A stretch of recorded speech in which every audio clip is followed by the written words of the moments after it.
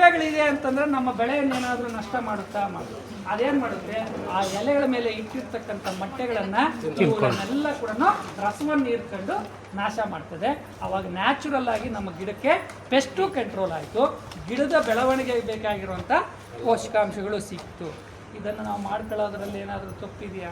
ತಪ್ಪಿಲ್ಲ ಸರ್, ಮಾಡ್ಕೋಬೋದಲ್ಲ. ಮಾಡ್ಕೋಬೋದು ಸರ್. ಒಂದೇನು ಅಂದರೆ ಅದನ್ನೇ ನಾನು ಹೇಳುವಂಥದ್ದು, ಮನಸ್ಸಿದ್ರೆ ಮಾರ್ಗ.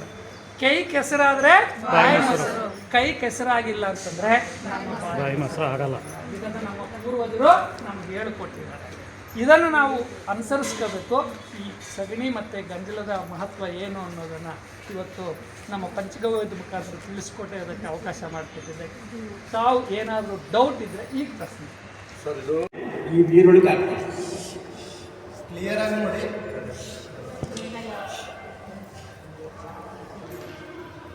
ಇವಾಗ ಈ ಮಣ್ಣು ಇದಾದ ತಕ್ಷಣ ಏನು ಮಾಡುತ್ತೆ, ಒಳ್ಳೆ ಮಣ್ಣಾದರೆ ಬೇಗ ಒಡ್ಕೊಳ್ಳಲ್ಲ. ಒಂದು 2-3 ನಿಮಿಷ ನೀರಲ್ಲಿ ಇರುತ್ತೆ. ಮಣ್ಣಿನ ಕಣಗಳಲ್ಲಿ ಎಲ್ಲಿ ಸಂಯೋಜನೆ ಆಗಿರುತ್ತೋ, ಯಾವ ಮಣ್ಣಲ್ಲಿ ಸಾವಯವ ಇಂಗಾಲ ಕಡಿಮೆ ಇರುತ್ತೋ ಆ ಮಣ್ಣೇನು ಮಾಡುತ್ತೆ, ನೀರನ್ನ ಸೋಕಿದ ತಕ್ಷಣ ಏನು ಮಾಡುತ್ತೆ, ಇವಾಗ ಇದು ನಾನು ಟೆಸ್ಟ್ ಮಾಡ್ತೀರಾ?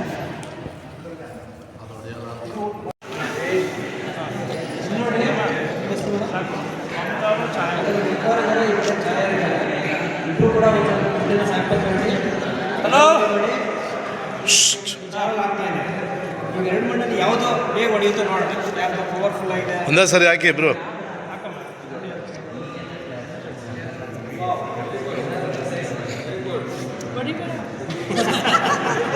ಹೊಡಿತಾ ಇದು ಗುಬ್ಬಿ ತಾಲೂಕು ಸರ್. ಇದು ತಾಲೂಕು ಇರಲಿ ಸ್ವಲ್ಪ ಈ ಕಡೆ ಆಯ್ತು. ಏನಿಲ್ಲ, ಜಸ್ಟ್ ಹಿಂಗೆ ಇಟ್ಕೊಳ್ಳೋಣ ಮೇಕೆ.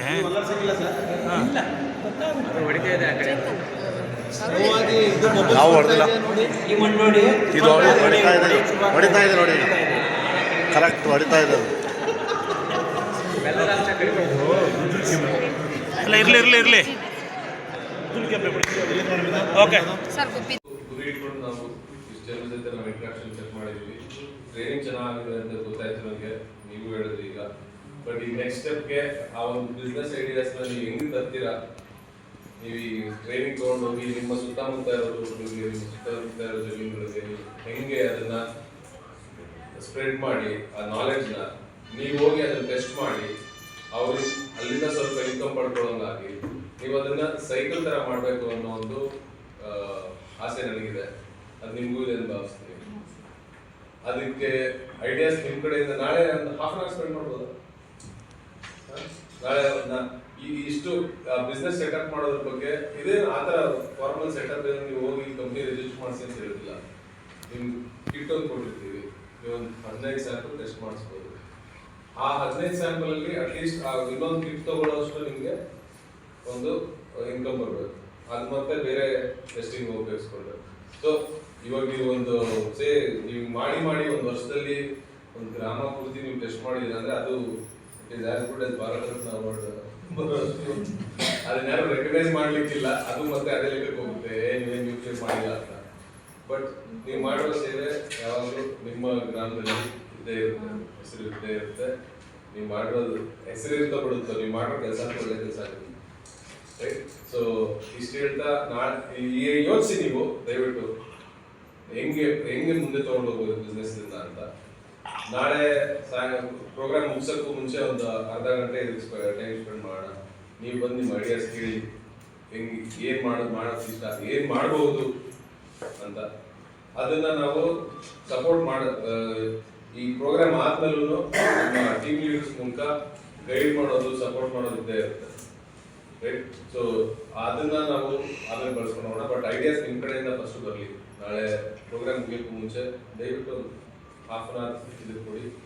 ನಿಮ್ಮ ಐಡಿಯಾಸ್ ನೀವು ಪ್ರೆಸೆಂಟ್ ಮಾಡಿ. ಹೆಂಗೆ ನಾವು ಸಾಯಿಲ್ ಟೆಸ್ಟ್ನ ಒಂದು ಸೋಷಿಯಲ್ ಬಿಸ್ನೆಸ್ ಥರ ನಿಮ್ಮ ಗ್ರಾಮಗಳಲ್ಲಿ ನೋಡ್ಬೋದು. Thank you. ಪ್ರತಿಯೊಬ್ಬರಿಗೂ ಅನುಸರಿಸಿ, ಯಾರಿಗೋ ಒಬ್ಬರಿಗೆ ಮಾತ್ರ ಅನುಸರಿಸಲ್ಲ, ನಮ್ಮ ಪ್ರತಿಯೊಬ್ಬರಿಗೂ ಅನುಸರಿಸುತ್ತೆ. ಅದಕ್ಕಾಗಿನೇ ಈ ಮನುಷ್ಯನಿಗೆ ಬೇಕಾಗಿರ್ತಕ್ಕಂಥ ಆಹಾರ ಎಲ್ಲಿಂದ ಸಿಗುತ್ತೆ? ಗಿಡದಿಂದ ಸಿಗುತ್ತೆ. ನೇರವಾಗಿ ನಮ್ಮ ಮಣ್ಣಿಂದ ಸಿಗಲ್ಲ. ಸಿಗುತ್ತಾ? ಸಿಗಲ್ಲ. ಆದ್ರೆ ಇಲ್ಲಿ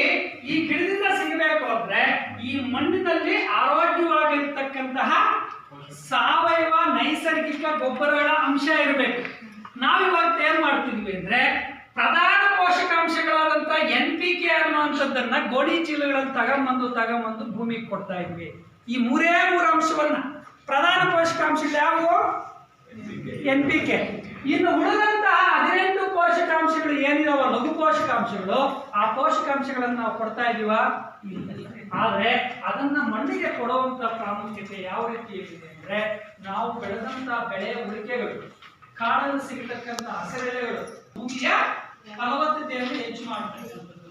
ಇವತ್ತು ನಮ್ಮ ಸಂಖ್ಯೆ ಏನಾಗ್ಬಿಟ್ಟಿದೆ ಅಂತಂದ್ರೆ ತಿಂತೀವಿ ಭೂಮಿಯಿಂದ ಬಂದಿದ್ದನ್ನ, ಮತ್ತೆ ಯಾವುದೇ ಕಾರಣಕ್ಕೂ ಕೂಡ ಅದು ಮತ್ತೆ ಹೋಗಿ ಭೂಮಿಗೆ ಸೇರ್ತಾ ಇಲ್ಲ.